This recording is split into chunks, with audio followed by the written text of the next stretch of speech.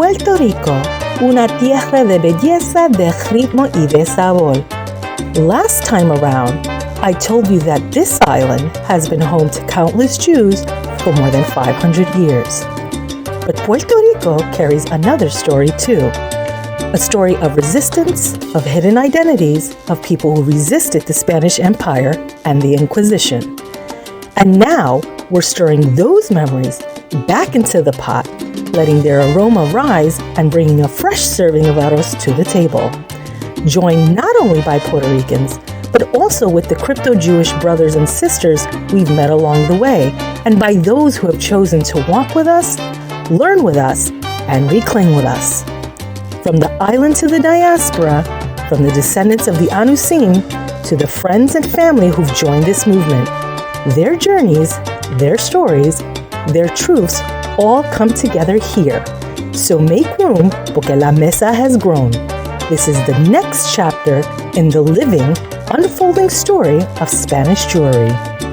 You're watching Arroz con Devorah. Hi everyone, Besiata Dishmaya. Welcome to another edition of Arroz con Devorah. And if you are new to this channel, please consider subscribing so that you can stay up to date with all the latest episodes and the incredible guests we have lined up. And today's guest grew up in Vineland, New Jersey, later attending college in Massachusetts. After her grandmother's passing, she began noticing family customs that felt different from other Puerto Rican families, sparking a deeper exploration of her connection to Judaism. With the early support of Hillel and Chabad, she found herself continually drawn to observant Jewish life, no matter how many times she tried to set it aside.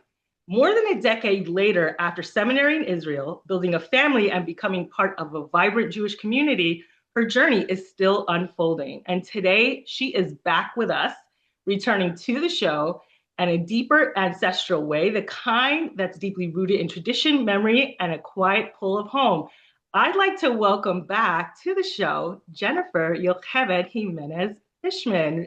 Hi! Welcome back. This is for me, it's a very special edition of Arroz con Devorah. Although I have to say, I have to be fair like a mom and say that all my guests, I love them all, right? But I'm going to tell you why I really love today's guest. Now, I started this journey years ago, before there was a book, before there was anything. And we first had our introduction, I think maybe a few months post Hurricane Maria. So that was like 2017. Mm-hmm. Correct. And we met in Brooklyn because I was coming out on Kislev to give a speech. And Rabbanit K. Sarah Cohen was the one who was hosting. Correct. And you were the very first, outside of my immediate family, Puerto Rican Jew that I had ever met. And so we had stood in contact. And I think a few years later, we had found out that we were related. Yes. So it's so funny because what people don't know either is that the conversation between you and I is what sparked the original Arroz con Devorah series. We talked about this and we talked about how great this would be. So this is really like a full circle moment, I think, because here we are, right? Nearly a decade later. So much has changed for us personally. So much has changed within the movement. There's been an explosion, right? Of not just Puerto Rican Jewry, but Spanish Jewry. All these lost people are coming back. Yes. And so I'm so excited to get into it. I want to just take a brief moment to kind of let anybody that was new and didn't catch the first episode about you, about your journey from, Puerto Rico, your family journey from Puerto Rico into Vineland. And we're going to get into it because you're from Utuado, right? Which has a very big history that I've been kind of, whether it was in Jose Morano, the book, and putting the bombing of Utuado in there and saying it from the rooftop. There's a lot of Puerto Rican history that I really feel is starting to come to the surface now. And I feel after all, like over 100 years, we're finally able to speak about it. So let's get into it, Jennifer. Tell me everything.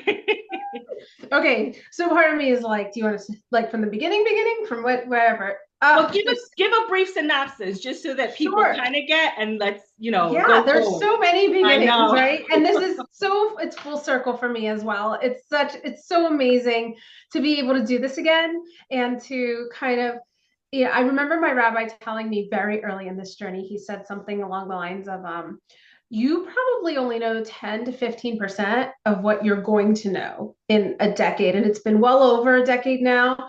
And he was more than correct, you know? And so even from the last time that we spoke, oh, from the time that we first met each other, it's like I know. so many things have I feel like we unfolded. were, listen, I'm like 10 years older than you, right?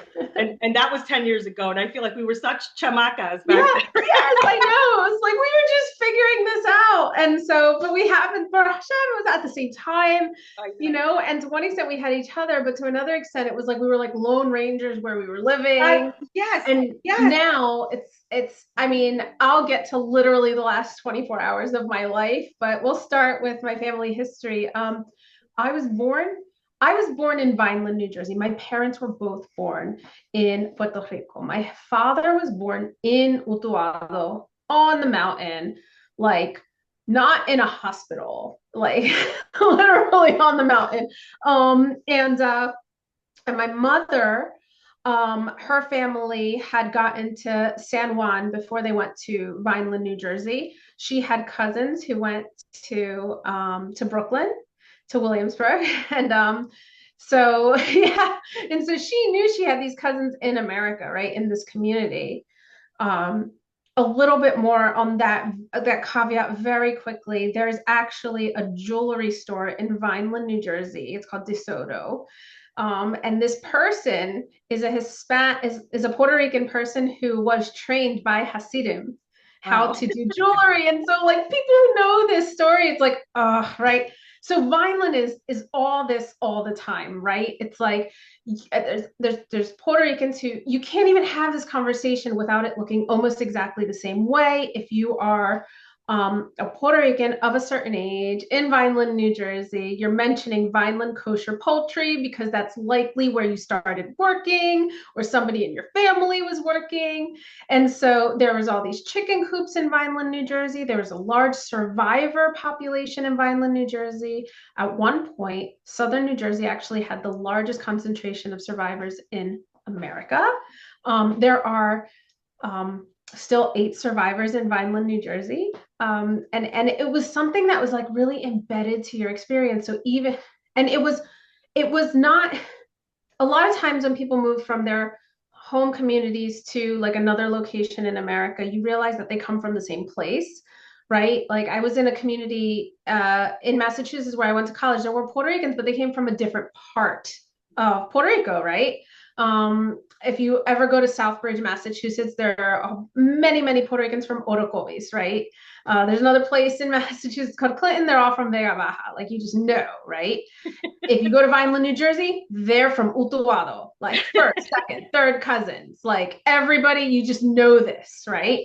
And so, and if you meet somebody in the nail salon, like I did today, who grew up just outside of Philadelphia, she'd be like, oh, yeah, my mom said she has family from Vineland. She's had family from Utuado, but they all lived in Vineland. I'm like, yeah, I know, right? And so it's just one of those things, right? Um, and so I had to use some Jewish terminology like a Masorah growing up in Vineland, New Jersey, that my family came from Mallorca. I had some of these things in my family. And the internet was so new when you and I were growing up. Do you remember dial up? I remember being, No judgment. I still have an AOL account. oh, I believe it. Apparently, there's like over 1 million people who do, by the way. Like it's still like a let me real tell you email something. address. We're probably the only people who never get hacked. Yeah. So, I mean, it was like, even if you knew this type of stuff, like it might have been sitting in your oral history, there's not really a way to look it up. I mean, I remember being like 13 and having dial up for the first time, and I was behind, right? Like my friends were kind of like little ahead of me with like some other things. And so like just in terms of like what you could even do with this knowledge has changed dramatically for And what all. was available too, because just Yeah, because you had dial-up didn't mean that the information was digitized. right. So that's, you know, Right. And so like even if I wanted to like look this up, right? Some of the information you might have been getting was just like tangential or weird or like just not populated yet. Like, you know, and so I always had like a real love for like the sense of history that I had from my family, everything that everybody told me. My grandfather had such rich oral history of being from Spain, and like newer. We didn't remember exactly when, but it was very much like my great grandfather came from Spain, like was all like my grandfather's grandfather came like off a boat kind of stories, right? Because there was some sort of like, I don't know, this notion that you were in Puerto Rico for either like 20 generations or five Yeah. generations. People were like concerned about this. Like this stuff mattered. Yeah. I didn't really know how it mattered, but I really felt this But you like know, sense. in the grand scheme of things, I think, you know, for what we know today, in a way, it doesn't matter, right? Because you're going to have lines that have 20 generations, right? And you're going to have lines that are newer, and that's just Yeah. the way the migration happened. Right. And I think that had to do a lot with what was happening with whatever particular family. You know, for instance, were they involved in piracy? Were they involved in trading? Were they involved right. in this underground movement to get Jews out? Right. Or were you just placed in Right. a community? So I think it really depends on what was happening. Yeah, absolutely. And it also depended on like, you know, how much your family kind of was in the know of what was going on. And so families were like we know our families, many families were endogamous in a lot of these communities, by the way. Endogamous meaning cousins, which is why we're all related. Right? Like we're all and it was, but I didn't really understand like how intentional it was. I did really feel this robust connection to, like I said, Judaism from a young age, possibly because I'll say this over and over again in this environment, in non-Jewish environments. Vineland, New Jersey was a very special place, including New Jersey being one of the first states to have mandatory Holocaust history. Yeah. I mean, I felt very, very fortunate. I had, you know, a bubby in my second, third, and fourth grade class making latkes for Hanukkah, like as a regular public school experience. And sometimes I would say this and be like, was I just like extra interested? Yeah. And then I met a Dominicana who is not Jewish. Mm-hmm. And I met her at my job. She's 2 years older than me. She says, I grew up in Vineland, New Jersey.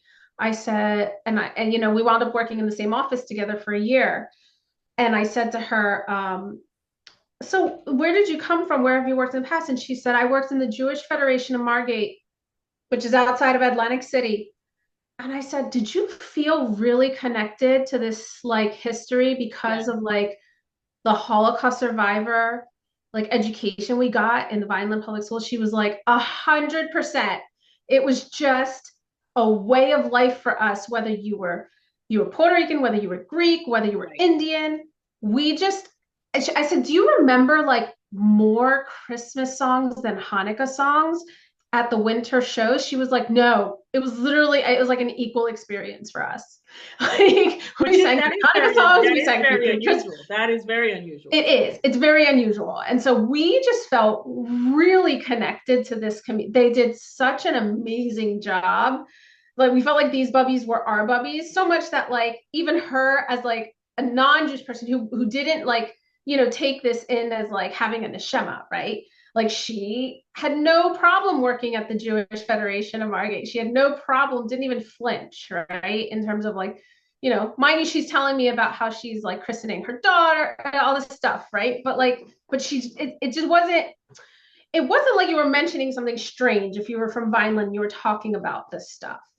So the idea that I went to college in Massachusetts and was genuinely interested in Holocaust studies, I literally said to my sociology professor, I'm from Vineland, New Jersey. She was like, oh, okay. So let's just have a conversation, right? Because it was like in Jewish Encyclopedia, there's a Jewish Encyclopedia series from like the 70s or 80s, right? And it's funny because there's many Jewish communities now that are newer. Teaneck, New Jersey isn't in that Jewish encyclopedia, but Vineland, New Jersey has 9 full pages of history. Wow. Because it was a thing, right? For a really long time. It was equivalent to the Catskills in terms of like Jewish chicken coop farming and stuff like that. So I just have to give like kavod to this place because there's one minyan and maybe 20 families left there. It's not a huge, robust situation. But many of us have moved to the area, to one of the 9 Eruvim in the Philadelphia metro area. That's actually grown substantially. Right. I live in Cherry Hill, New Jersey, and it's grown as a I know. community. Speaking of which, I just had your neighbor on, Ronit. Ronit. Ronit! Oh, yes, I just had her on. She's amazing. Oh, she's the best. Yeah, she's amazing. So it's really important to say that. So even when I went to like Massachusetts, when I was in college and I saw a sukkah, I like wanted to go in it right away. And I was like very enthralled at the notion that I was in college with so many Jews, which is funny because it's not I went to college in a place that had a big Jewish population, but not the biggest by any means. But we had a Hillel, and I was always at Shabbat dinners, and I had a couple roommates and girls on my dorm floor who kept kosher and kept Shabbat to some degree, some Orthodox, some conservative, and so it wasn't like, when this was all happening, like it was kind of out of left field, but it wasn't totally out of left field. I remember feeling like my mom also felt very connected to this survivor experience. And she was so respectful of this in her own life. And I feel like much to her credit that she was. And so when I got to college and I was working in a public school system. I work in education. I was in the classroom for 4 years. I was working with urban populations. I wound up getting a job on like a contract that was grant funded, and I wound up doing all the paperwork for that. And once they realize you can do that, there's like no turning back. And so I became this grants person, but I didn't really mean to. Maybe we should cut that out, because then. Shh. So I wound up, like working in a public school system in some of these, peripheral educational positions, and feeling, I don't know, really like my professional cup was filled, but my soul cup wasn't filled. Right. And there were just some things, I really felt like I was pouring my whole life into my job. And I remember when my grandma passed, it was a moment that I had to stop, and I had to miss like the first 5 days of school, which was very strange for me because I was one of those people that like never missed a beat. And I really had to stop. And it was at her funeral, a couple things happened that were just like, I don't know if I just had more exposure from being in college to this diverse set of people and other customs, albeit Jewish, or I had some African, families that I was close to. I had some friends I was close to. I had some Indian and Pakistani friends that I knew, whatever. So maybe my eyes were just like open in a different way to like how customs like happen. But I knew there were certain elements of this like burial experience that, from what my mom told me she went to in the mountains and what is happening at my grandmother's funeral, seemed a little bit off. But then there was a couple people who came to my grandmom's funeral like in walkers with very long hair and skirts that looked much more evangelical. Or Pentecostal, probably, right? Well, so this wound up being the question, because I said, my grandma's having this Catholic funeral. Right? But all these amazing, doñas who were coming to her funeral weren't Catholic.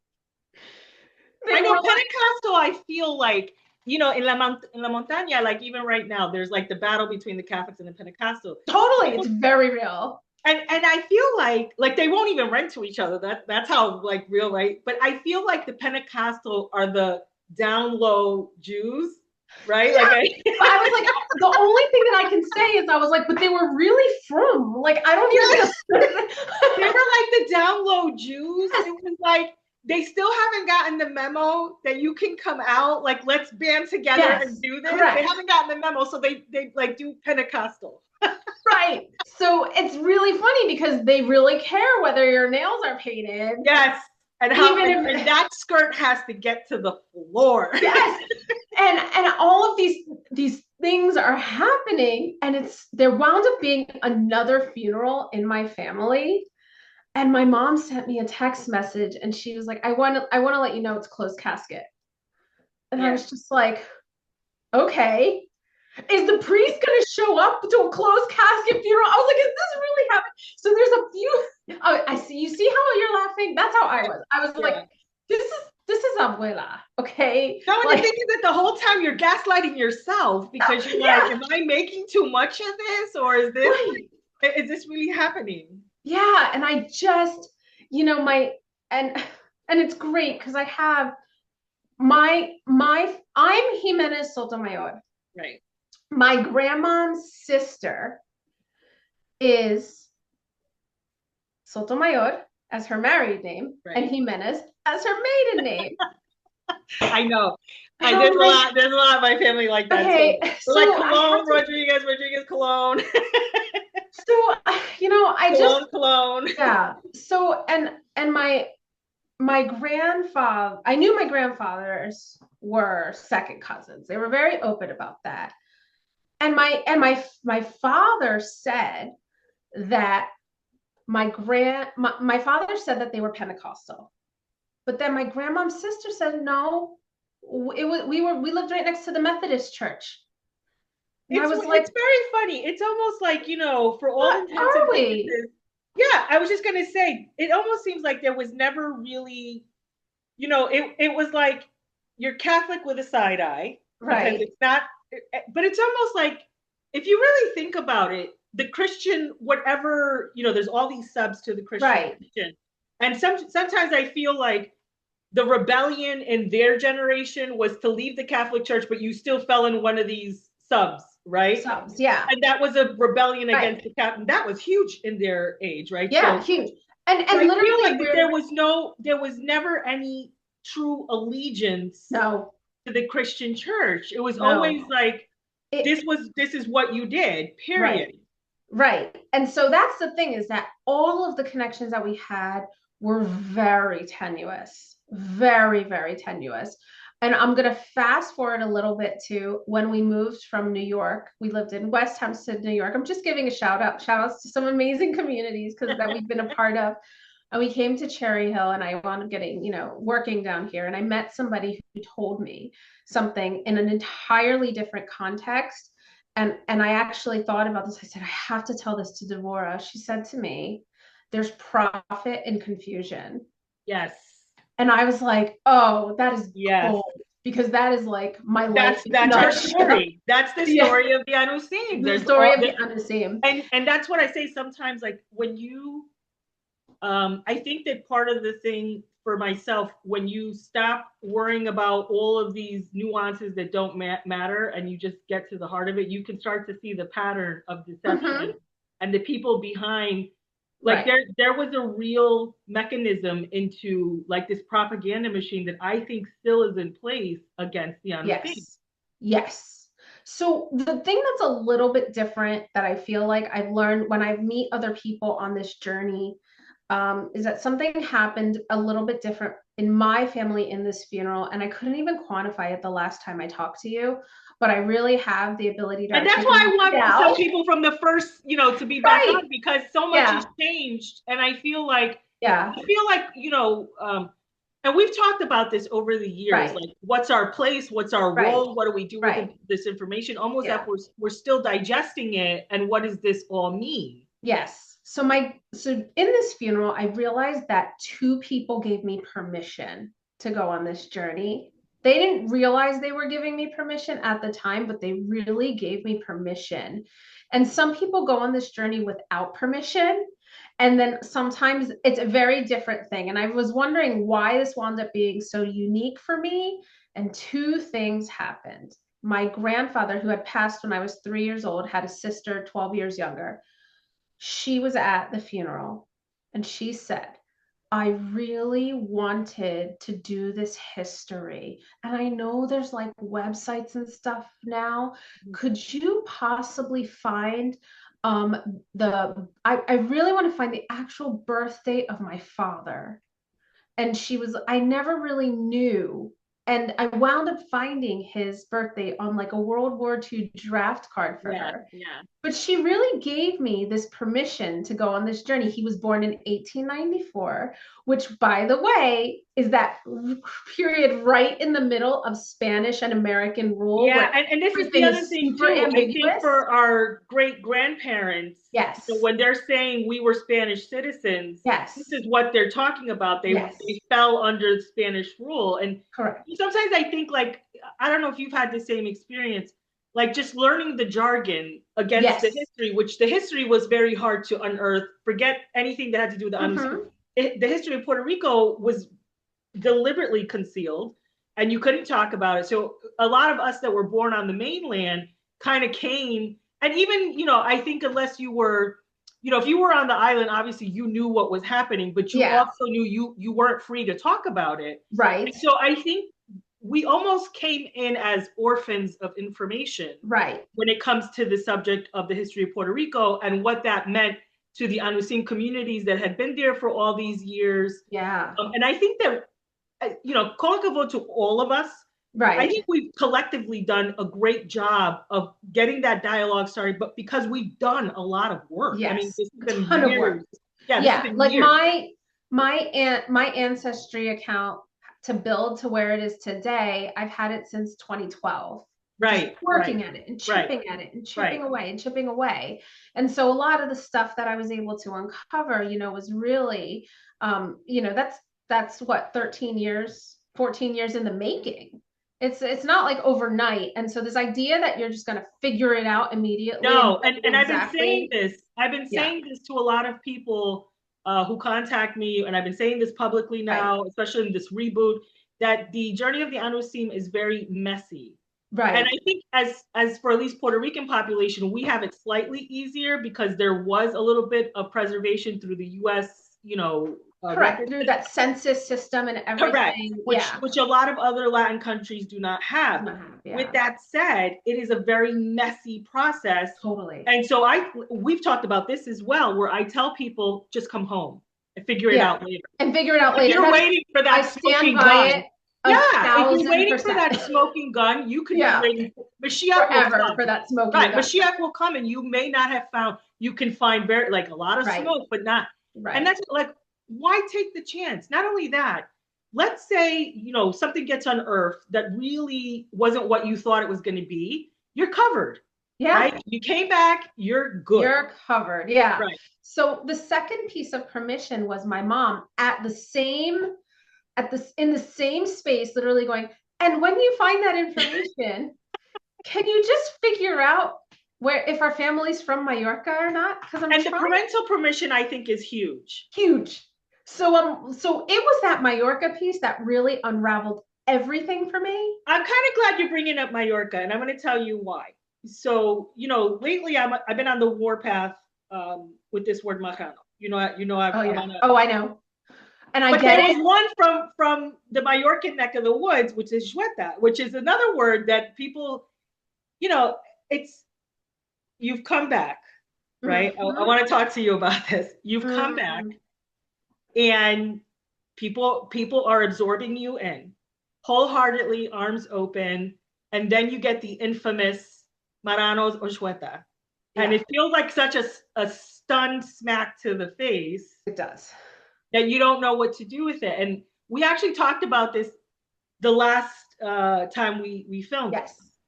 And I have to say that I personally think that there is a bigger awareness around these words than before. Oh, absolutely. Absolutely. I mean, what do you think is, what has been the reception with just the history and in your experience and just getting absorbed into these communities. Which, by the way, I think to all of the Anusim's credit that come back through a Frum, line, I think we've been praised by and large by a lot of the communities in the Rabbanim by saying we come with a lot of fire, a lot of passion, a lot of dedication. And I think that is really, it's a wonderful thing to hear, because you're really, until we have our own community, you're being absorbed into another Masorah, into another, but they're bringing you on, knowing all of this messiness that you haven't figured out yet. It's a great question, because my answer is totally different than it would have been 5 years ago. Good. See, this is why I want people back on. What's changed? And I'll tell you why. Because to one extent, I did feel really embraced. And I remember being in Boston, and I remember being in like an Israeli Sephardic environment, and somebody saying Bat Anusa, and they were like, Anusa? Anusa? And then they were like, whoa, whoa. Like, they were like, yes, here, now. Like, you know all of this already. Like you're late to the party. Like, a little bit. So it was a little bit like immersion boot camp. Like, I don't know if you remember when it was cool to like wake up at 5 a.m. and have some physical fitness trainer like yelling at you, go. But you've like haven't worked out in 10 years.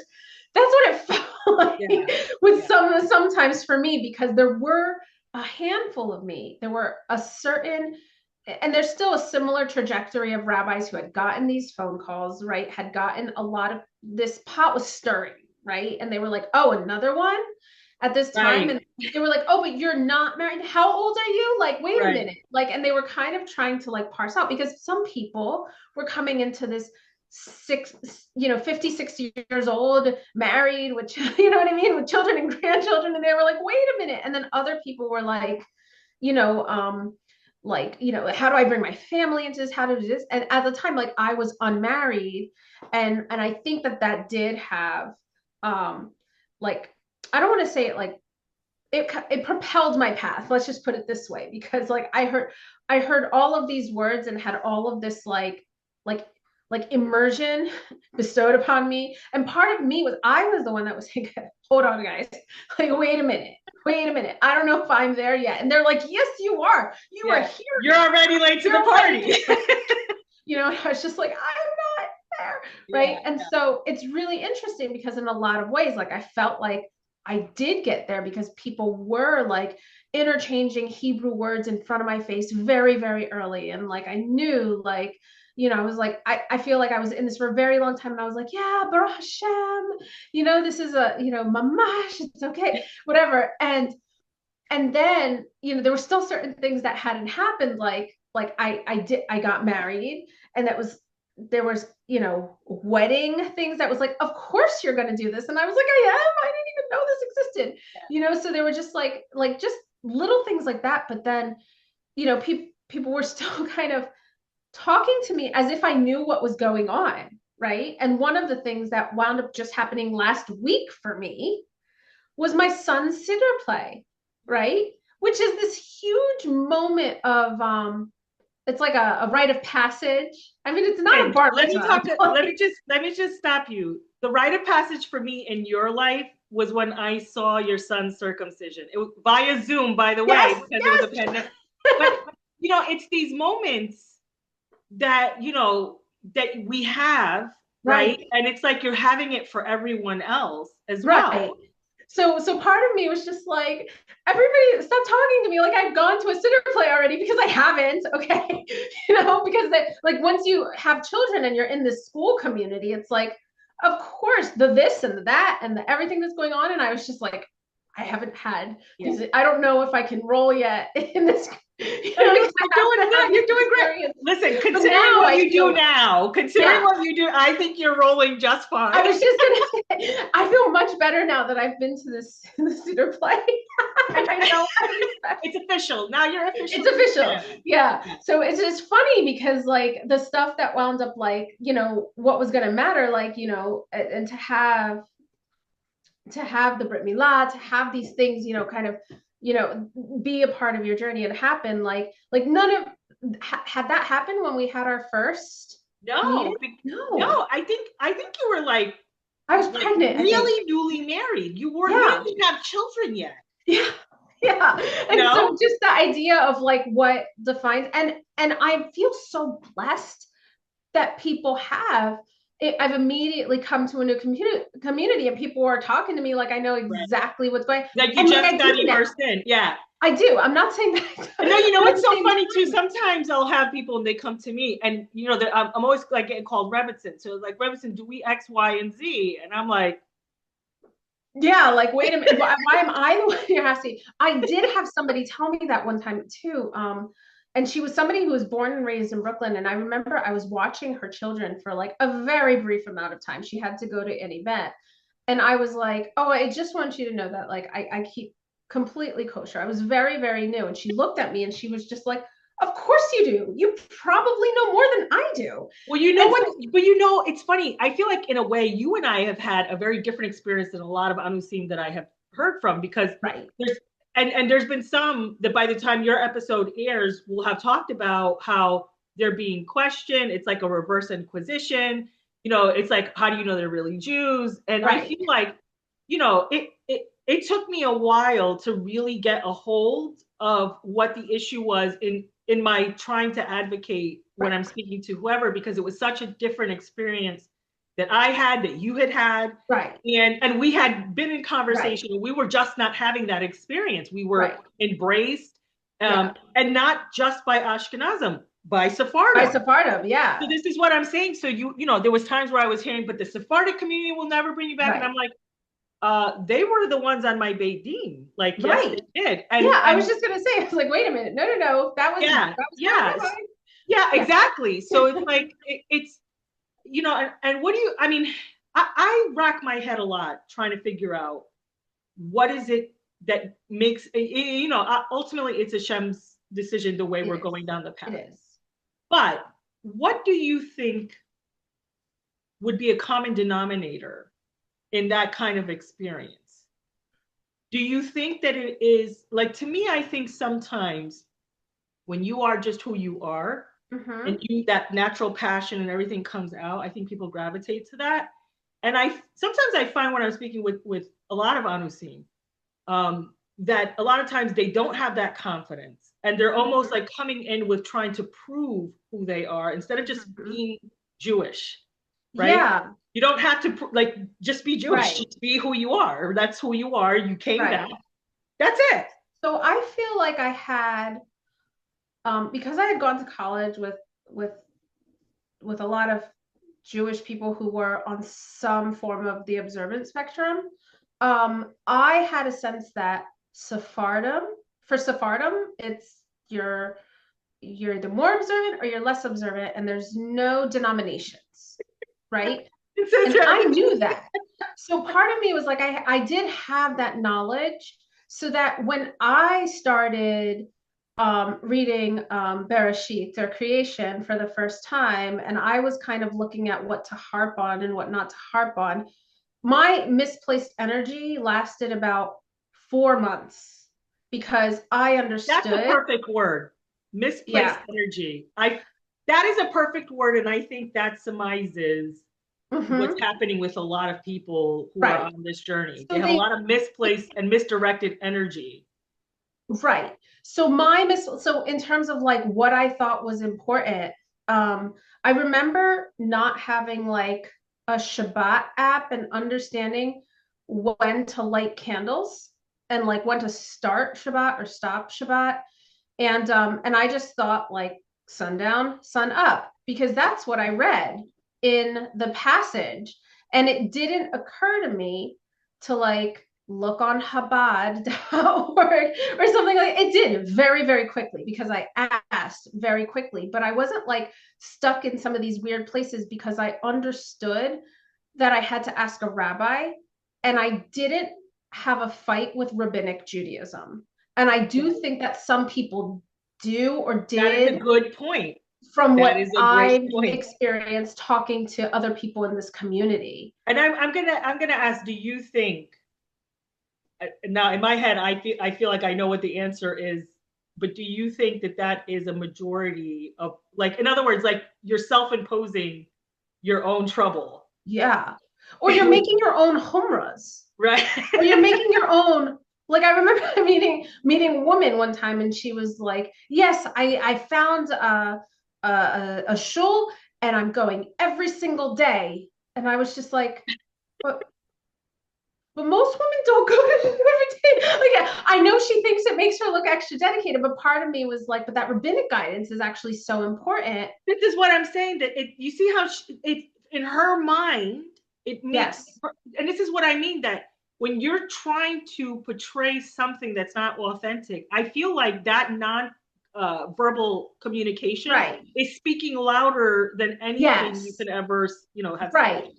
And part of me was like, kol hakavod, that she's going to shul every Right, single right. day. And the other part of me was like, But that's not sustainable either. yes, yes. And I was like, oh, her rubber band is too outstretched and it's going to snap kind of thing, And so I was like, wait a minute, just make so that rabbinic guidance is a really important part of this. And it's guidance on purpose a lot of times, and then I feel sometimes people are looking for these exacts, and Judaism is about the journey. And Right, nobody's going to give you this exact answer.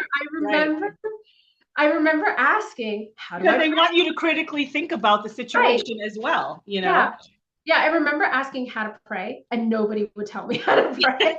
And I remember thinking, like, okay, I understood that there's a Shemona Esrei, that there's Right, that there's a, like, right. there's things, but like nobody would tell me like how to do it and walk me through like all of these steps until I was like well on my journey, and I had the opportunity to go to Israel, and then I was in seminary and got a little bit more than that. But even in seminary, they weren't like, you must do this and you must do that. And a lot of people come into this looking for that. And I was like, do you think that is the Christian influence? Because I feel like I do. I feel like I don't think that when you're coming from that background that you realize how much of the Korea you bring with Yeah. you. Yeah. That you're always thinking, I must do everything Right. like perfect, or I'm gonna get a ruler to my Yeah. hand. Yeah. So much of that. And I was like, but this isn't about the compliance, it's about the growth. Exactly. It's not compliance. And I remember really trying to find this compliance and having to learn that this is a growth journey for everybody. Right. And while there is a mechanics and there's a mechanism and there's all, but there is no I think that we bring this mentality sometimes early on in the journey. Right. And I think that you and I are very fortunate that we were able to cut that off very early on in our journey. Right. And we see the benefit of that, having done that, because we were allowed to really grow into being Jews. Mm-hmm, absolutely. And then it's really interesting because I see that my son is learning, my sons, I have all boys, and they're learning this in a different sequence than I learned it, right? And so part of me is like, all I ever wanted to do was know how to daven full benching in Hebrew, right? And like my 6.5-year-old knows how to sing it all already. And I feel like that is something that all of us share in common. Yeah. And my son, I remember when he was in he was the first one to, graduate from an official From America Jewish school. And it's like, I remember he was having the same thing when he was having his bar mitzvah. Yeah.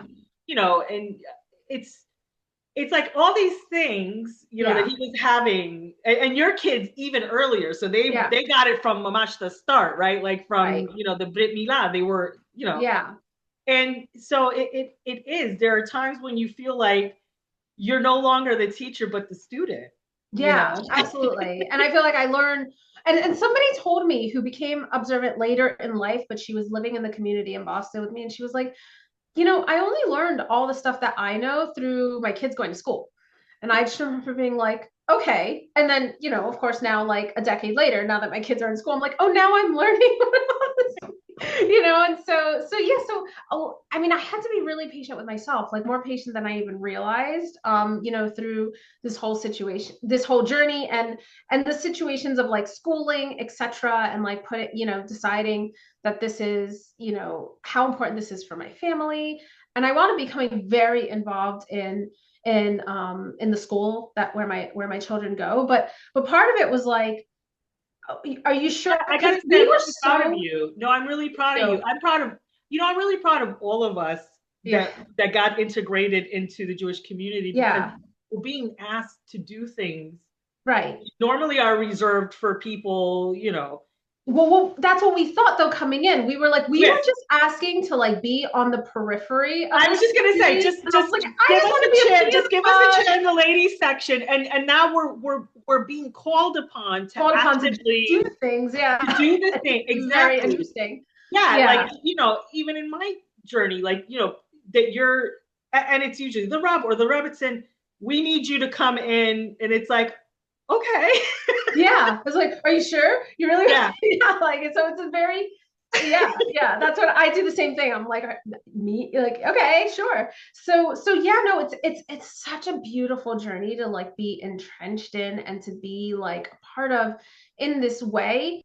I don't want to say that had I haven't had adversity because I do feel like there have been a couple situations where people have been like, wait, what's your last name? You know what I mean? And then they're like, okay. yeah. And you could see them, it kind of like percolating, you know what I mean? It's like, and I'm like, and sometimes I've been like, yeah, you know how there's like a Cordova who has this university in New York City, the School of Law, Spanish last name, you know, like, Exactly.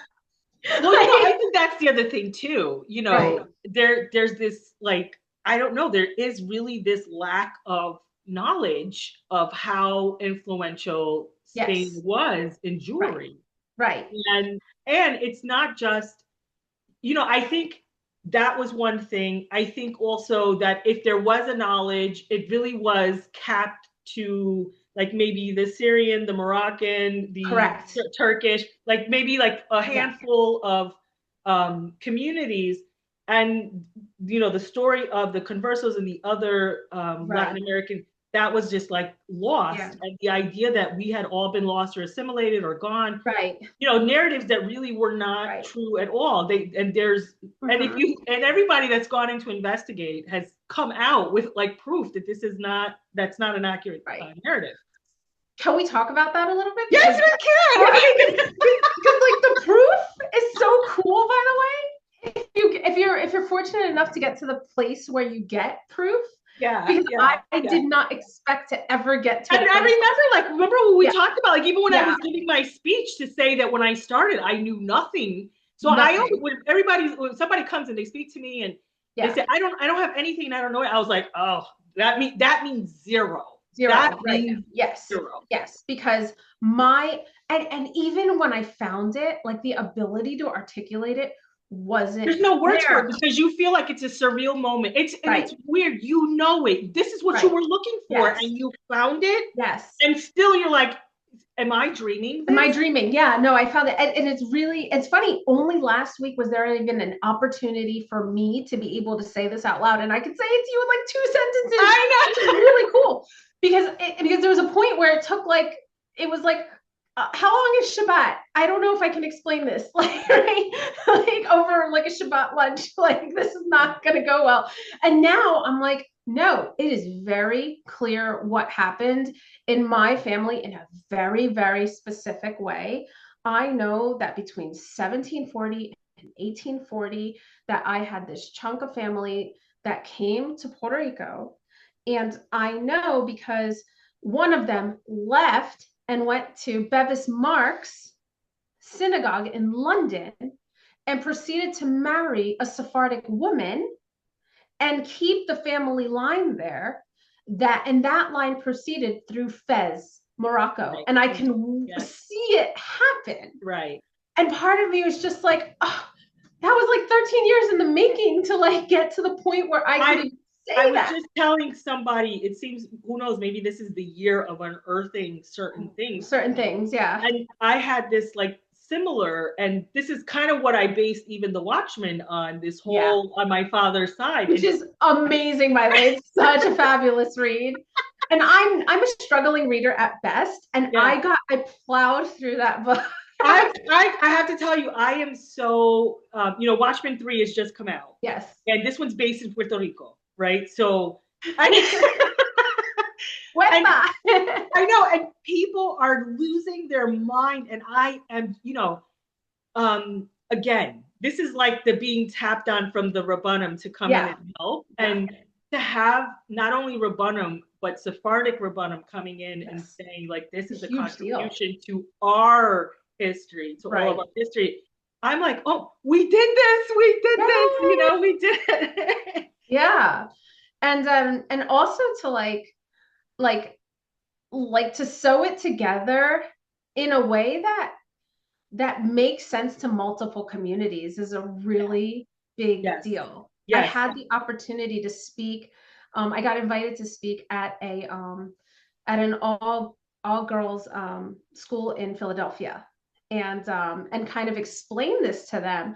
And I kind of thought that there wasn't going to be this like impasse for them. Like how do you talk to a 17-year-old? And it's funny because I had given this type of like information in an environment with much older people. I actually asked ChatGPT to like, and it probably went over their head. Turn this into something you could talk to 17. Well, how successful can ChatGPT actually be, right? Because you're talking about all this hidden history and knowledge that you're not going to find in the sanitized textbook, Yeah. And so I was like, so part of me was like, I actually asked them, I was like, okay, so you see this person, I gave them my family tree, and I was like, okay, so you see this person's in Puerto Rico, and then you see them show up in London. Who made the shidduch? Like, I want to know who made the shidduch. And they were giggling and laughing. And I'm like, but I'm serious. Is this like a romantic book? Or is this like a forced situation? Like, I don't really know the answer. I just know that it's very clear that you could do this. And I was like, but do you think of shidduchim today? Which means, the matchmaking world. And there are people like, there's somebody in my community who one's from South Africa and one's from New Jersey. And you're like, how did you meet? You know what I mean? And in this era of technology and everything. And I was saying, we're seeing that more and more. That wasn't, it was such a closed pool before. Right. But they've been doing this for hundreds of years across countries. That's true. Whenever somebody was like, and it really depends, like for whatever reason, we need, like, if you got a job over here, right? Yeah. Or whatever, or your family, a lot of times, like, I know, like, there would be something that goes down in a community, some kind of catastrophic incident. Yes. And families would literally split in the hopes that if you went one way, like, maybe it would fare for yourself. But if it doesn't, then maybe this line will survive. So that's what a genealogist told me, who does this professionally in like the Jewish community. And like he was the one who let me know that I like came up on this Jewish database, and like on a chromosomal level, like all of the Hazanim from the Snoga in Amsterdam are like my immediate relatives. It was so bizarre. But this is all happening. And he was like, no, the reason that so many went to the Caribbean at this point was because there was civil war in Morocco. Right. In this particular juncture. So anybody who was doing the migration at this time wasn't necessarily going to Morocco. They would have ended up in this dispersal in these other places. Yeah. Probably with the help of the Dutch East India Company and some of these. This is in Watchmen 3. All these terms and all everything. Of this, yeah. Is in Watchmen 3. And my father's family, they also had like this Corsican route. And this was a big migration into Puerto Rico right before the Spanish-American War as well. And so, like, you would have like the Levi Quiñones, right? Like that was a big marriage. The big last, right. And this would be, and I want to say this was more in the Southwest. Because I have it up through Cabo Rojo as well. Yeah, I was going to say it's more towards the Southwest. It's more, you're looking at Yaco, at Utuado, like all those places over there. Which, by the way, should I say out loud that Yauco has the Cuestro de los Judíos? And then, but this is where my father's from. Like when they came in. And Utuado has a sector Judea, and it still exists till these days. Yes. Locally. Yes. And that's what I'm saying, that my father's like family, they kind of really had a huge awareness and a huge history of just kind of migrating. Mm-hmm. But there was this pattern. And so I really thought, like, even with the Watchmen, it would be a great way to kind of explain the journey for so many of us, because this is kind of what it was for a lot of us. This is how we're related. Right. And this is how we were traveling all of these, Right. And I think what's important to say too is that, one of the things that really struck me early on about some of the, and I'm sure you probably felt the same way when you were very new into Judaism, and you would hear these Tisha B'Av Oh shiurim, yeah. and they would kind of break your heart because it's almost like we were kind of being told that, in the nicest way possible, that our families were traitors. They couldn't, withstand the Nesayon. Yes. And that those that left were kind of like, you should be revered, and, and only to find out that that wasn't quite the story, and that there were a lot of people who did leave, and maybe they found themselves, for instance, in Italy under the papal rule, and their children were kidnapped. Yeah. Right. And the children, my dad's family literally, yep. But now they're coming back, right? But they're coming under the umbrella of Anusim community. Yes. Right. So my father, by the way, is, well, everything said Carlos for a long time, but he comes from Jimenez Carlo. Right. And this Simon Carlo was mamash on the ship with a Corfrezi. Right. Okay. Like from the Jewish pirates of the Caribbean. Right. I literally have the ship list. Right. And I see him with his, like, Simon's father comes over. They have 19 children. And I watch those children become like Carlo Camacho. Right. And then I watch the Camacho cousins like continue to marry through. Which, by the way, like, I have ancestors that are Palachi that become Palacios. Yes. Yes. So this is what I'm saying. Sometimes, like, you see the name come down, like, but this is what I'm saying, that I think that it was to me, I felt like really devastated hearing some of the shiurims early on. Yeah. And I, who knows, maybe that's what gave me the chutzpanim. I mean, certainly it doesn't help when you have a lot of sazon in your blood already. Right. But, there was like this real desire and intention to really start correcting that record. Yeah. But sometimes I think that Am Yisrael really gets it through a story more than sometimes you get it through, Right. Well, discourse, but unfortunately, it's very interesting because I had to trace this line that went from Puerto Rico and went back through Bevis Marks into London. And some of them went off to Amsterdam. Some of them ended up in Paris and a few other places throughout Europe, right? And this line, for the most part today, is completely assimilated. And it wound up being that we're the ones who are keeping it, which is bananas, because the idea, a lot of the Puerto Ricans went back for their self-preservation. And fast forward to today, and the ones who stayed in Puerto Rico are actually, to me, this is like such a sign that Mashiach is coming, is that like we're actually the ones who it. It's, it's mind-blowing. Because didn't you feel like when the whole history of Puerto Rico was coming, I don't know if you feel like this. I felt that when I was starting to unearth everything, that it was like Hashem had left a piece of it for us. Yes. Because it felt like up until then, like all the history has been handed out to all of, right? And what was left for us? Yeah. Hashem, what do you have left for us? Right. And Mamash, he has this amazing, beautiful story that ties us back to all these Rabbanim, right, from Spain, and these rich traditions that are held at medieval level. Yeah. And it's just, and I think what's been a bonus is that everyone that we're finding, somehow we're all related. Yeah. So it's like a reunification of the families. And I'm hoping from there, it'll be a reunification back to Am Yisrael. And I think in a more personal way, because a lot of us are related to Rabbanim with big names that so I have Verdugos in my family, and I got to meet like a Moroccan Verdugo who actually has their Moroccan. I have Verdugos in a family, exactly. He had showed it to me, and I thought it was the coolest thing. I was like, I have that in my line, and I know. No, it's so funny. I think my Ravs. I have a Rav who has a son-in-law, and I'm not going to say who it is publicly, but I believe that we may have a connection as well from Spain. So it's like crazy because it's like we're all coming back together. Yeah.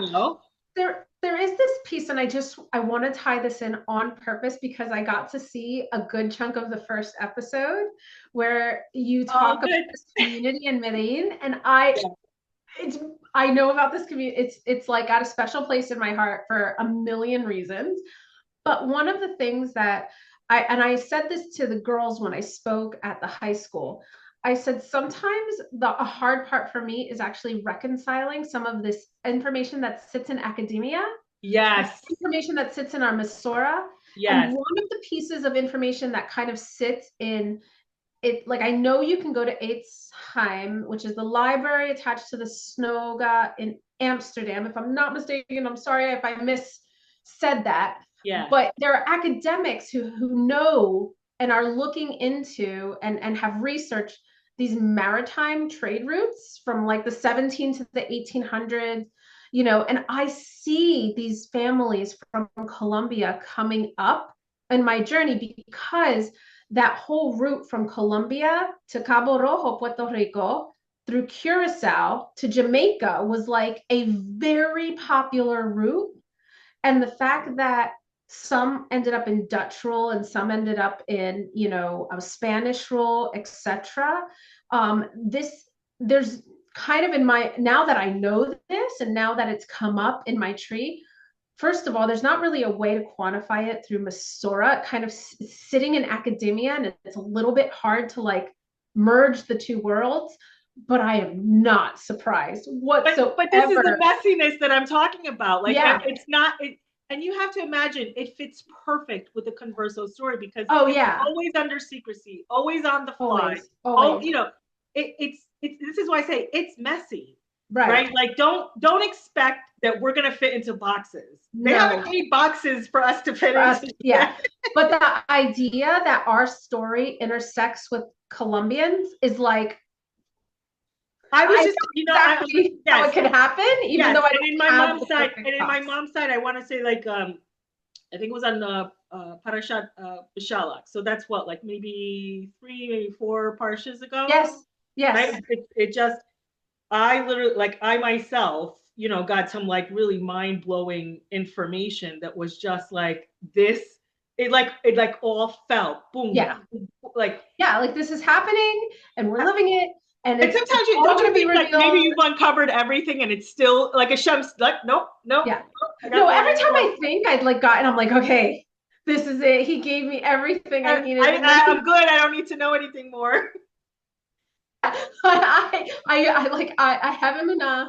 Like I have like every time I think I know like something else happens to me that just like like I was at a Purim event for with my children today, and then someone who I admire so, Rebbitzin, who I love, just says to me, "I'm going to Colombia next month," and I was just like, "You have no idea what I'm doing tonight." And I can only do this because of the weather in the Northeast, which is again, I know it's like snowstorm. Yeah, and something got rescheduled for me to be able to talk to you. But 3 hours before this, I was in a room with her, and she's telling me how she's going to go. And your first episode is about. I'm like, oh, it's all Hashem. I don't even know where to begin with like my love for Hashem, right? I know, because it's like he's constantly giving us these gifts, constantly. Right? But I feel like, you know, it meant a lot to me to see how much was left for us for a show to do. And also left for us to give to multiple communities. Like part of me was like, I didn't think that I was going to be having a conversation with somebody who comes from a Hafetz yeshiva, and also having a conversation with someone who's Puerto Rican, who has a family member with a rare blood disorder that is actually Jewish, who I met in a nail salon, and that's like happening on the same day sometimes, and it's literally moments apart. And the idea that we have this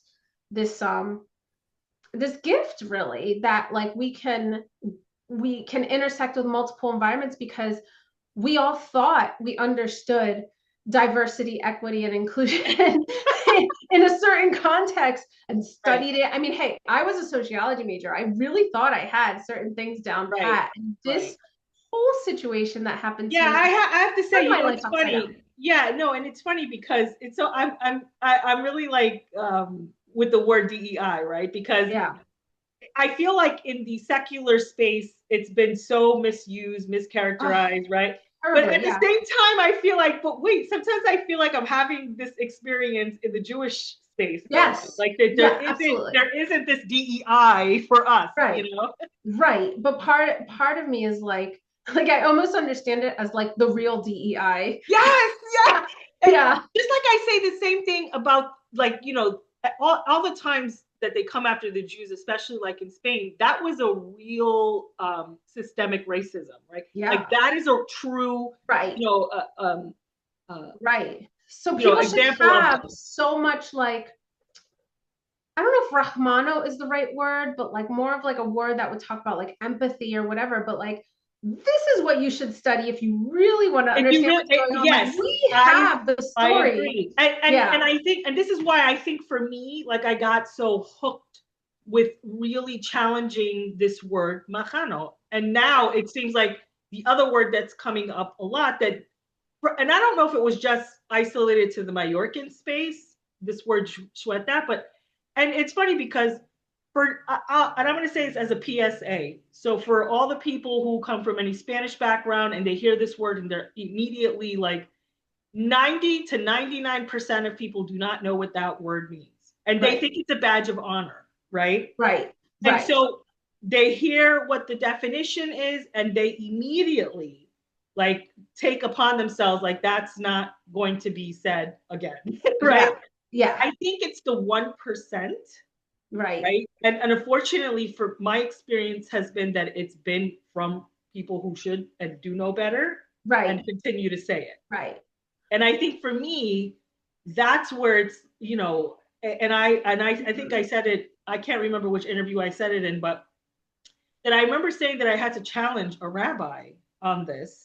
Mm-hmm. And I literally said, don't be surprised. Maybe we should not be surprised when next Tisha B'Av we're back on the floor. Yeah. Because if we can't get that down, Right. right? And you hear sometimes some Rabbanim say that the word has fallen out of favor. No, it should have never been in favor. Right. You understand? Just because it's been said a long time doesn't make it okay. Right. And the fact that academics have always referred to us as machanos doesn't make it okay. And No. of all people that should know and understand this, should be Am Yisrael. Yeah. Yeah, absolutely. And then, and the idea that like, and I think that that's where the footing of how you came into this journey does kind of come into play, because there is, I hesitate to quantify it this way, but there is a right way and a wrong way, right, to kind of set your footing in right. this way. I didn't even know if I felt like I could say that for a really long time, but then when I saw the wrong way, like when I saw it come from academia with that word front and center with, and I saw that I was like, oh no, time out, hold on. And then, you know, really my quantification being like, I really encourage you to speak to a rabbi. And I really encourage you, if you need any rabbis that are a resource, you know, on your journey, like, please do not hesitate to reach out, you know, because there are certain things happening here that that will warrant a correction as you continue to grow in your journey. And I think this, you know, for me, you know, again, having been in this space and advocating for many, many years, I've always had this diplomatic stance of kind of like trying to calm down the Spanish speaking community who are returning, saying, you know, they don't really know this word, blah, blah, blah. Okay. And going back to this side and saying, this is what this word means. This is what they're not able to tell you, right? But this is how they're internalizing that word.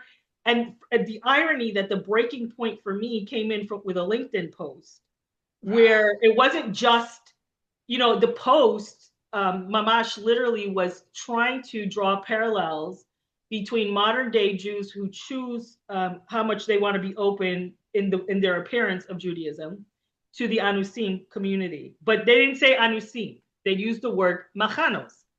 And he went into this whole dissertation on it.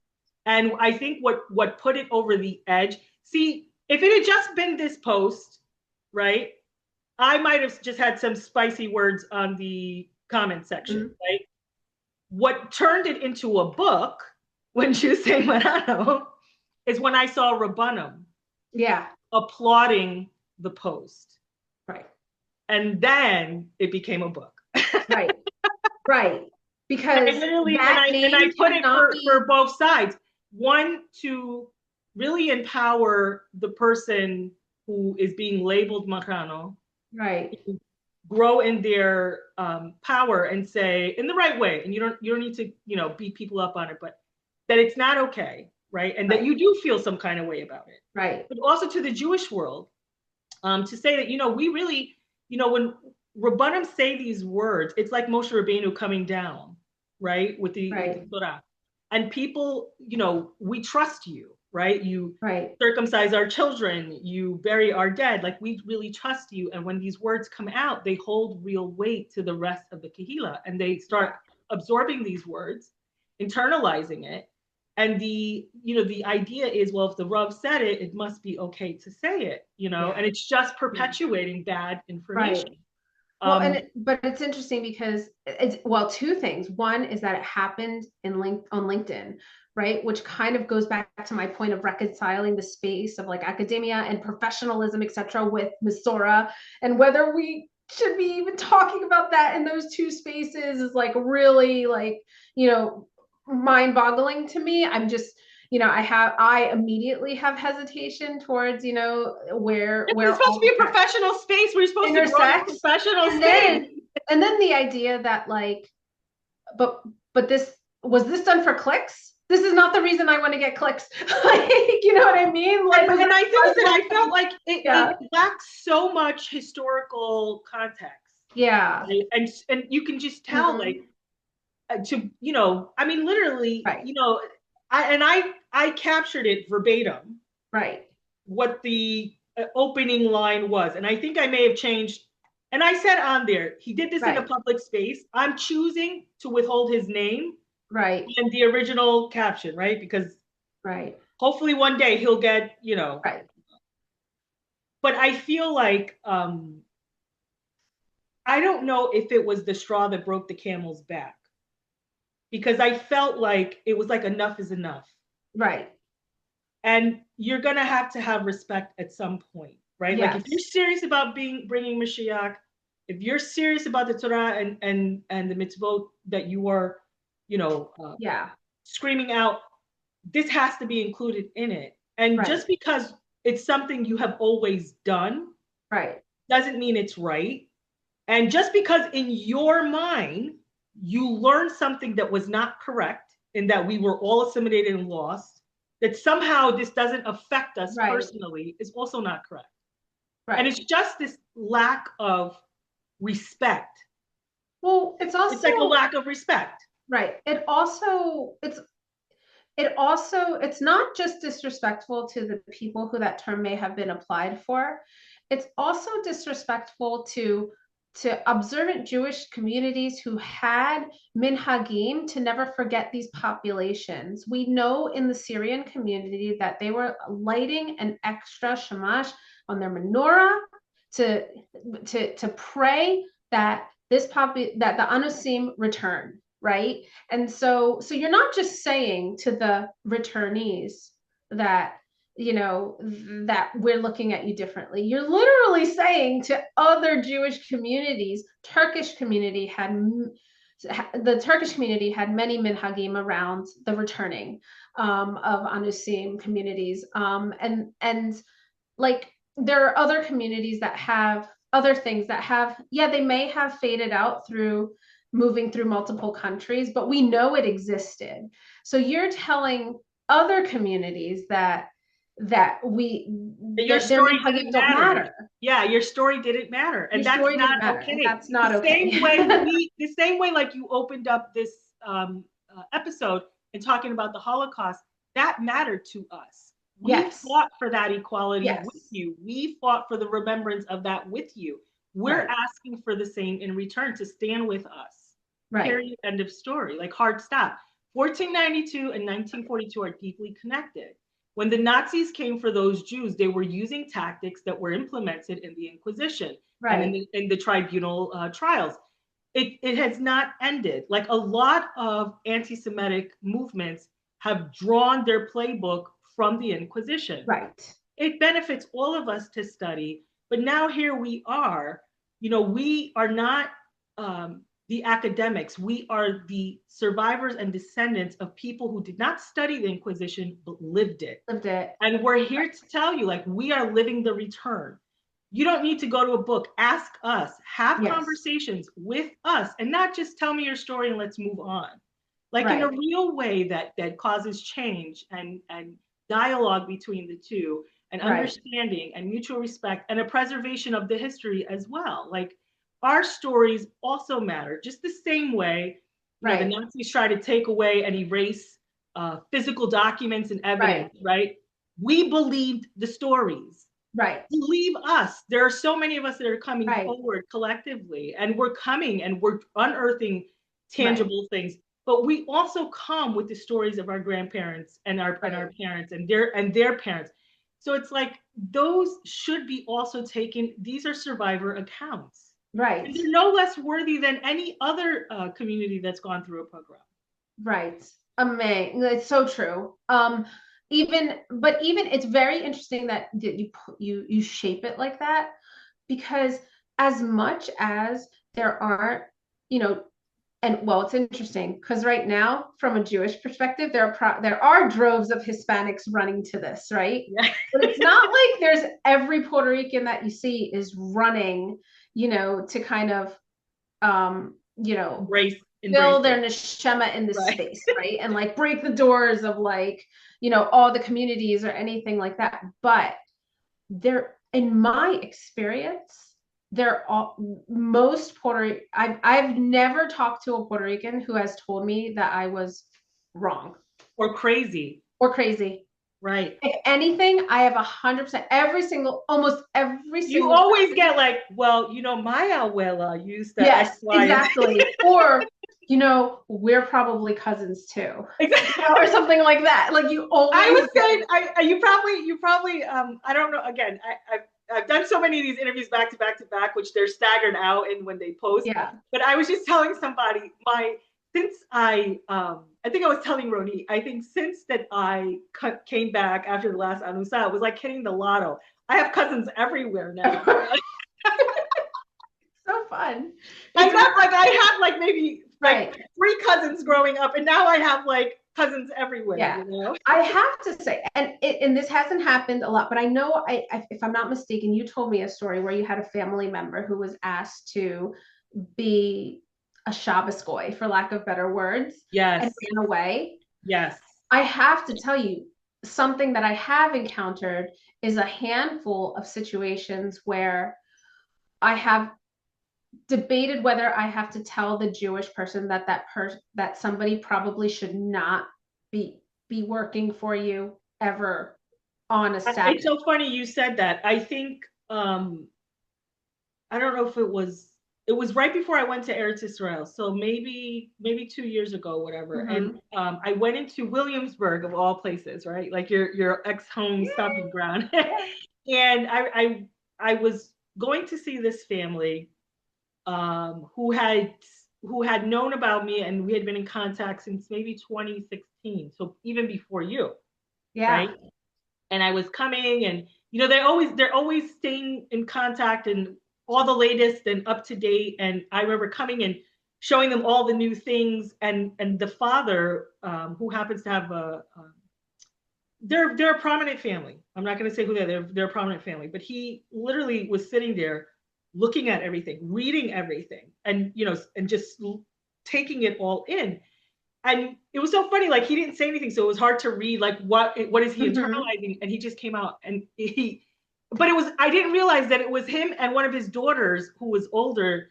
They kind of had the same reaction because they were thinking about a particular Puerto Rican that is in their shul all the time. And he said, I can never sell him or any other Puerto Rican chametz again, because I don't know if I'm selling it to a Jew. I can't be sure. And I can never ask one to come in and turn up the heat. He said, I don't want that problem. Right. No, he got it. He got it. Understood. Right. Baruch Hashem.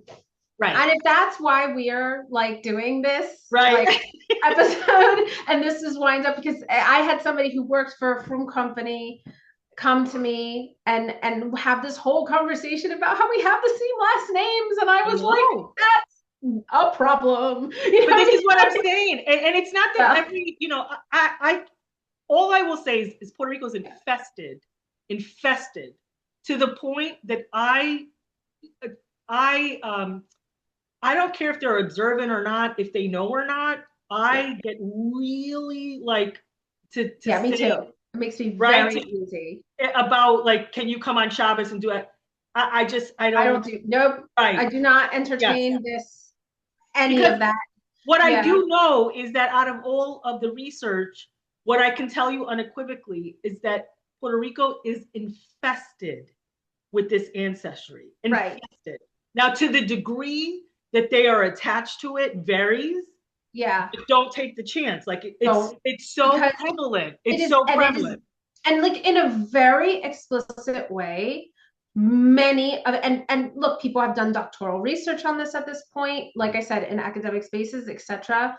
The conquistadors who got sent to Puerto Rico, by and large, were sent there with some intentionality to make sure Nuevo Cristianos were able to get to some degree of perceived safety. Right. And what that looked like and how that transpired, etc. And how many generations removed they were or they weren't, all of that is debatable, because I can see that I have family literally attached to it, Queen Isabella's scribe, who we know was Jewish, and I have other family who came in 1800, like from Italy. Yeah, and that's the thing. Like, I'm literally again, like, but when you're talking going back that many generations, you have so many branches of grandparents. Right. Like, you have thousands by that point. Yeah. So this is what I'm saying. That so it's hard to, especially when the information has been deliberately erased or whatever, scrubbed, you name it. Like, it's so this is why I go back and I say just convert. Because it's messy and it's complicated.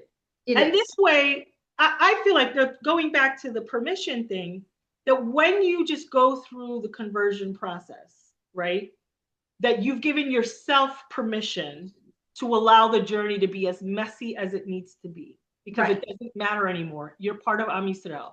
Right. Period. Hard stop. Yes. And it's very possible that, just in weighing how messy is it, is not necessarily for us to determine. Right. Because we all know that we have had cousins who've had full gayrus, right? We've had people who have been able to do this without breaking Shabbat. Right. And we have some people who have been able to do Giyur al-Humra. Like, and within this framework, you can have multiple outcomes and and that's where I say allow rabbinic Judaism to be your guide, in the sense that it took me a long time to understand this. I had to have many drashas in my life and read on my own from many different reading from Musar, reading from a different halachic texts that have been distilled in an acceptable way in English. You know what I mean? Because my Hebrew is not so great, but there's no disputing that that the Torah did say that to listen to your rabbis, and your rabbis will not steer you in the wrong direction. And that is an incredible integral part of being an observant Jew.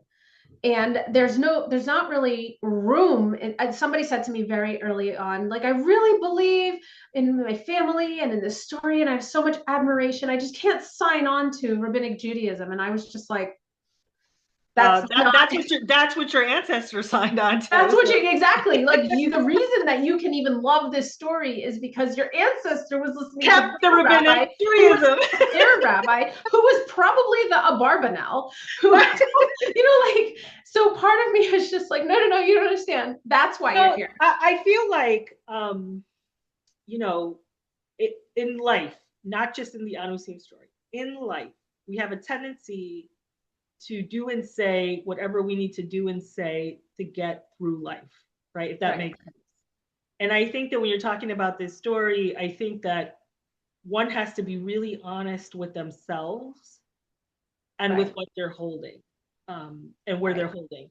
I think that you do yourself no service, because at the end of the day, this is your human experience. Right. And to try to come up with a million reasons why you don't want to return, or that's between you, but at least respect yourself to be honest with yourself. Right. And I think that people don't have to believe what you believe or believe in your outcome, but if they believe that you believe it, that you have conviction, I think people respect that, right?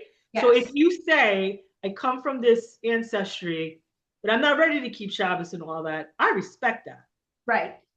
I also do too. I have a very warming story of someone who's in my life, who was a relative, who figured out a lot of these pieces and then said to me, wait a minute, I should be going home an hour before candlelighting, right? And I was like, yeah, I didn't have to say that. I was really happy. Yeah. And I was just really happy that they were able to put it together to like acknowledge that and give that kavod.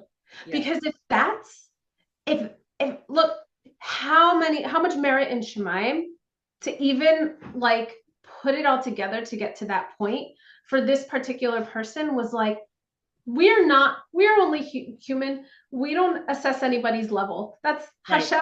We don't, Hashem decides everybody's on. You know what I mean? But at the same time, and somebody else for me in my life, I was around somebody who was like non-Jewish and understood on Shabbat. They said, wait a minute, you can't use hot water because if every time you turn on that hot water, the fuse downstairs. And I was like, thank you. I was just so happy that they like thought about it. Yeah.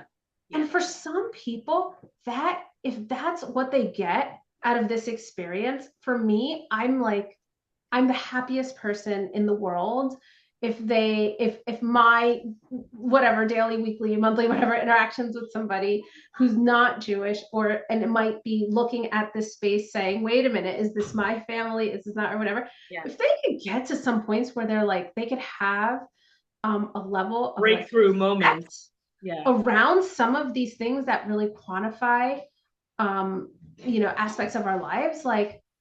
And I'm just like, part of me is like, that's the person who I'm going to call if my hot water heater breaks, right? Like they're going to help me in their heart because they understood, you know what I mean? That like where this, kind of comes from in a very deep rooted way. And part of me is like, if somebody just has a different thought process about how our experience is, like, to me, that's midot. That's like beyond manners. Right? Like, I feel like if I helped somebody grow themselves in some level of conscientiousness that way, there's been a handful of times where it's been something little like that just really made my world. Yeah. Because so I want to ask you, I've been asking all, especially the ones that have been on from before. Yeah. I like to usually close up with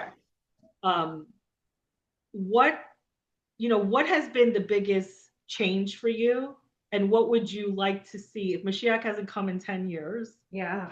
What would you hope? Because I feel like even from when we met, like, I think we were two, like you said, on an island.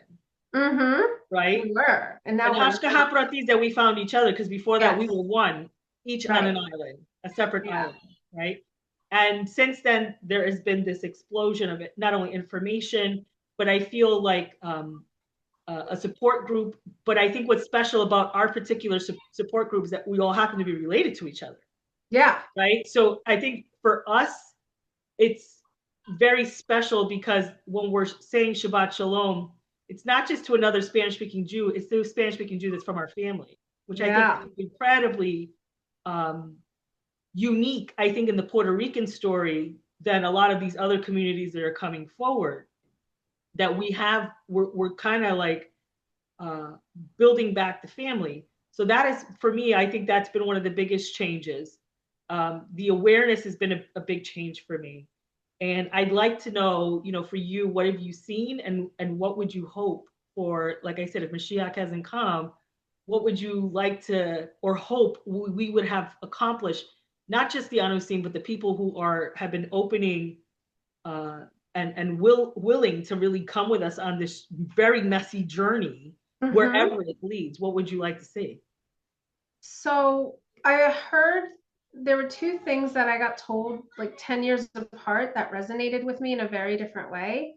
I did have a rabbi on this journey tell me that some people had to leave and some people had to come back in order for Mashiach to come. And I kind of didn't know what that meant or what that looked like. And very recently, I was listening to Shiur, and a rabbi said that there are Jews, when Mashiach comes, there are Jews who are going to learn that they're not Jewish. And there are non-Jews who are going to learn that they're Jewish. And I love the idea that we are on the impasse of that sort of soul rectification for a lot of people. And that it's okay. I did have a situation myself where I had to, in my own journey,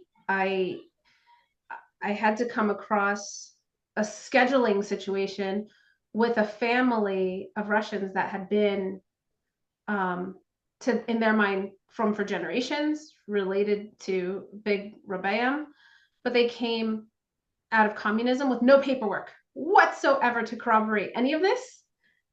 And right before someone graduated from Beis Yaakov and was about to get married, the whole family had to go to the mikvah, right?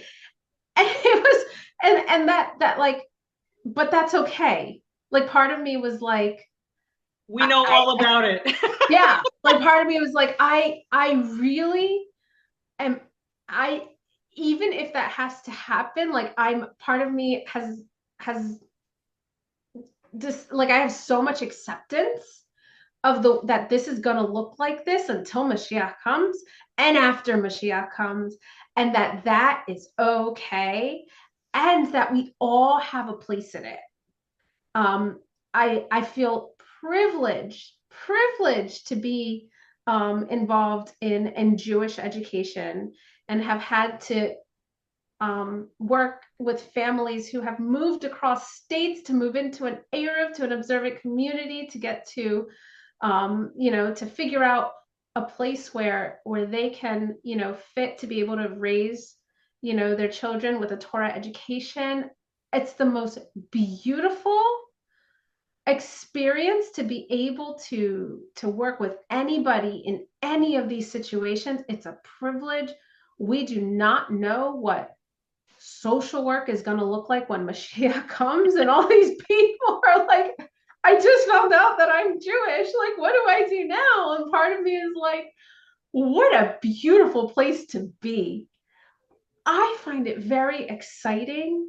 And I find that the more I learn about other people's journeys, the more it just corroborates so much for me that this is like a beautiful space for us to be the pioneers of, in a way. I can't believe you said that. I think I don't know if it was like a few times this week and last week, somebody said that to me. They were like, "You are a pioneer for our people," and I was like, I almost fainted. Yeah, I almost fainted. Like, what? I was floored that I was ever in a position that I was in a position to sit at a round table with people and like get to help a family facilitate their Jewish education. You know what I mean? Like, the idea that, like, oh my God, like, that's honestly the idea that I could have to merit to be in a monumental, room to help other monumental, people. yeah. That, like, in a real tangible way, in a life-altering way. Yeah, like, and from like real empathy, that their journey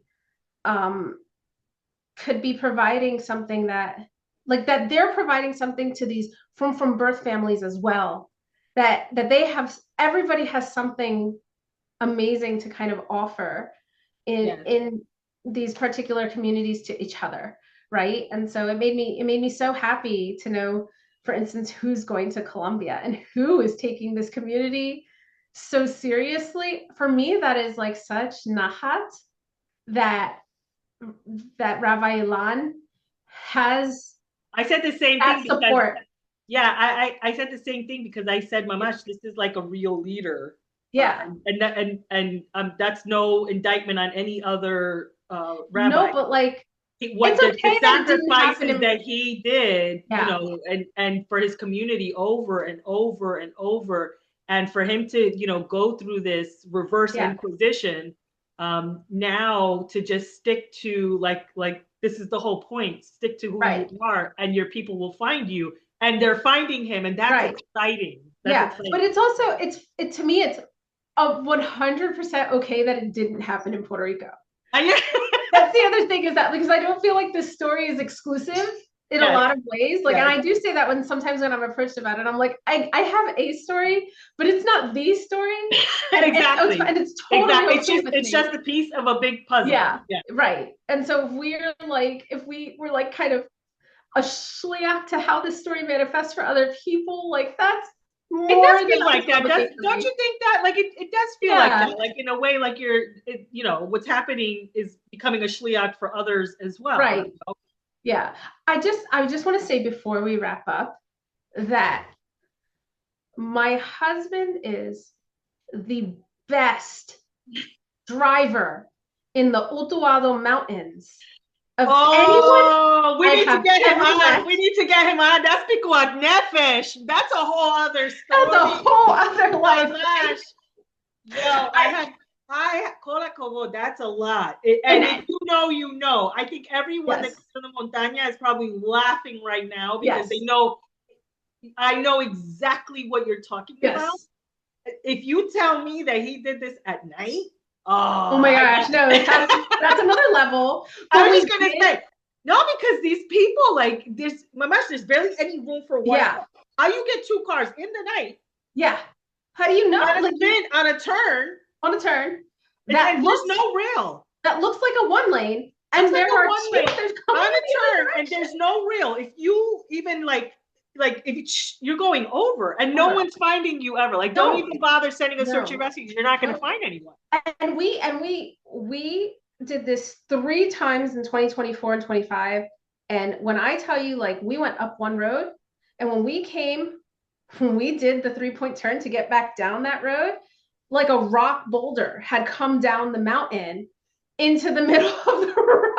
No, it's funny. I tell people, you know, and even within the mountains, I feel like there's levels of mountain, right? Yes, like exactly. So, and I think you and I, like, it's so funny because people always say, well, I'd like to come visit your community. I'm like, I don't think you understand. Like, we're not the city mountain, right? Because there's like these almost like open areas in the mountains where it's almost quasi city, right? But it's in the mountain.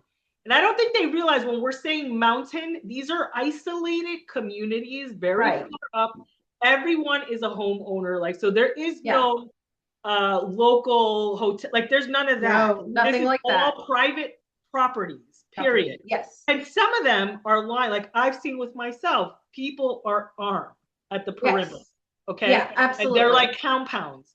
Yeah. You're not just coming for a visit. You better have business there. Yes. Or else.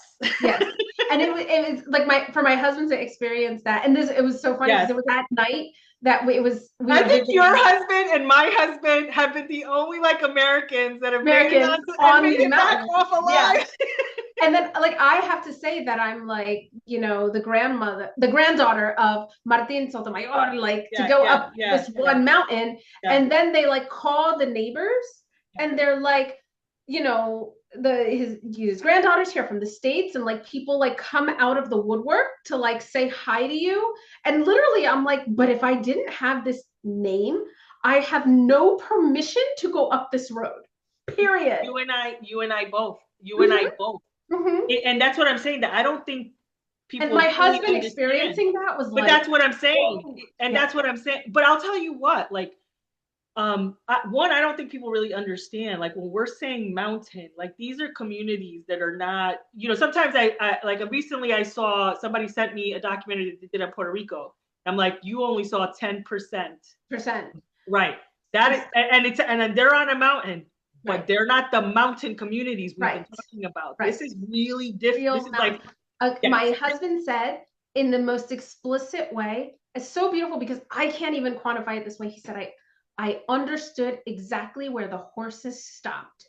Yeah, exactly. We know means that our families lived up the mountains where the conquistadors could not get on their horses on purpose. Exactly. So that they could continue observing mitzvot. Exactly. But like for my husband to have said, I understood exactly where the horse stopped and I saw the last horse, and then I saw where your family lived, was like that's what I'm saying. The male doesn't go up there. You have to go down into the mountain, into the city mountain to get your this. That's what I'm saying. I don't think people really understand. They don't understand. Yeah, this is not like you can just come for a visit for you want to get a fortnight up there. That's not what this is. It doesn't look and like. Everyone has been, and everyone looks up, and everyone knows. Yes. I can't there was times when my grandmother's alive and I'm there, and she's saying, oh, so and so is going to be out. I was like, when did you have time to figure out that so and so is going to be out over here in Carolina? Like, when did you I've been with you this whole time. When did you get this information? So it's like they all know each other's business. When I came, it was fully known. Yes. So it's not just I want to come. I want to see where you guys are from. It doesn't work. No. It doesn't work like that. Yeah. And I was really proud. He understood the assignment. Completely. I'm telling you, I think your husband, and the thing is, I've seen your husband, and your husband resembles a lot like my husband, which is very different than, and so let me tell you, they're probably the only Americans that have gone up to the mountain and come back, and, and so it's funny, but you have to be from these communities to understand what we're talking about. It's not, and there was a time like we were called jibaros, right? Nobody wanted to talk about it. Oh yeah, absolutely. Yeah. And it was so funny. Oh, I know that I have to think about time right now, but it was so fun. The first time I met an Egyptian family, I spent Shabbat with them, and I said, yeah, we were called jibaros, and they just chuckled. They were like, jibaro means Hebrew in Hebrew. Yeah. Exactly. And at the time I was very new. I did not know. Yeah. And now I can't unsee it because it's literally in the Torah. That's what I'm saying. And that's what I'm saying. That it's like, if you want to see the hidden gems, you'd have to make it there. And I'm still trying to figure out a way, right? Because I feel like outsiders are just not welcome. He felt it. It's funny because right, because we had a great aunt who did pass over this past year, and sorry. Oh, it's okay. Baruch Hashem, she lived a beautiful life, and we got to see her and visit and everything. But like her daughter's in America, and she's like, the avocados are falling off the trees and no one's picking them. And I had this like moment where I was like, we'll go be caretakers for their house. And my husband was like, I don't know. They were a little bit guarded. I was just like, I know they were guarded because they have to be guarded, but like, no, I think the only thing that kind of gives us, myself included, a reprieve is that we have actual, we own land. Yes. Same. So, we have property on that, but directly, stretch. Not like my uncle, like directly. Yeah. So it's like my mom owns it, right? Yeah. And so that's the thing. So the good thing is that because of the way the inheritance work, we kind of still are tethered to the land, even though we've been born over here. So that I think is also a plus. Yes. But these communities are 100%. They're hiding. I don't want to use the word hiding. They're holding a lot of richness. Oh, yes. That somehow Hashem should give us the Zahu to somehow unearth it and bring it out, because what they're holding is. Because it is really amazing that people are and that's what I'm saying, that it is really, it's fascinating. I think I would be so excited to have even the zechut to even be listening, if the two, like the Rabbanim and their families could talk and just fill in those gaps and what's been happening. And I mean, that would be my hope for 10 years from now. That would be my hope. But that it looks even like potentially quantifiable in a place like Colombia. If that may that be, but I think what will be different, all of our communities. But I think also what will be different, is that, and we'll close with this, is that I feel like in Puerto Rico there was more of a knowledge and there was more tangible proof. Correct. Which I have not seen in other communities. Only Misora. Which is you should take that serious. These people didn't invent this out of nowhere. And if you know the history and you know the migration patterns, and it could be that they just haven't unearthed it yet, because that was also the case for some of us on the mainland, right? 100%. So that it could just be a matter of time. As of right now, I really do see per capita, like Puerto Rico has been able, even with people that I've spoken to, that I've sent them back that have real ties over there, and they understand the assignment. They understand the assignment. They're documenting. So I think it's been such a collaborative effort on the Puerto Rican community to go back in. And I think part of that is because the history post 1898 was suppressed. And there is this collective desire to really unearth the truth and finally think about it. Right. Yes. So that's, amazing. I mean, here we are. I can't believe it's 10 years. I pray that Bezrat Hashem, and we need to see each other face to face soon. Like, yes, very soon. Make that happen. But I want to thank you so much for coming on. I'm like, again, like I said, it's really special to have you back on. It's really just special to have you in my life. I'm so privileged and proud that you were one of the first people that Hashem brought into my journey. And I really feel like I can't wait until Bezrat Hashem, you have your grandchildren and we can say, remember when. Yes, Amen. I can't wait. And I'm so I'm so proud to be a part of your journey too, and to be able to help you. Like I can't wait to tell my community that the third volume of your book is out, and I have readers in my here who I've shared with, and they love it, and I hope that they get a better understanding. It's awesome, yeah. And I think that the fact that there are people from my community going to Colombia to even want to absorb more of this story and this journey, may we only have more and more of the Jewish community kind of wanting to see this come to life, and may it be a merit for us to all have Mashiach now. Bezrat Hashem. Thank you so much for tuning into this episode. Please, if you haven't subscribed, consider subscribing, and we have a great lineup, Bezrat Hashem. Thank you again for tuning in.